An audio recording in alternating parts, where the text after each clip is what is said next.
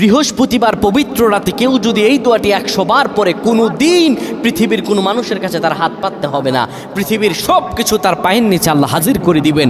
দারিদ্রতা থেকে মুক্তি দান করবেন, বিপদ আপদ থেকে মুক্তি দান করবেন, তার সম্মানকে সুউচ্চতা দান করবেন, অসুস্থতা থেকে দূরে রাখবেন। আল্লাহর অশেষ দয়া ও রহম তাকে দান করে দিবেন। সুবহানাল্লাহ। বৃহস্পতিবার রাত এটি গুরুত্বপূর্ণ রাত। এই রাত সপ্তাহে একদিন আসে। আরবিতে রাত আগে আসে, দিন পরে আসে। সুতরাং বৃহস্পতিবারের যে দিন গিয়ে রাত, এটি বৃহস্পতিবার রাত নয়, এটি শুক্রবারের রাত, এটি জুমাবারের রাত, এটি দোয়া কবুলের রাত, আল্লাহর কাছাকাছি হওয়ার রাত। সুবহানাল্লাহ।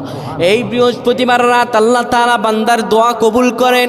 কেউ যদি বৃহস্পতিবার রাতে ঈশা নামাজের পরে পবিত্র হয়ে ইয়া হাইয়ু ইয়া হাইয়ু ইয়া হাইয়ু ইয়া রফিয়ু ইয়া রফিয়ু ইয়া রফিয়ু এই দোয়াগুলো পড়তে পারে 100 বার, আল্লাহ রাব্বুল আলামিন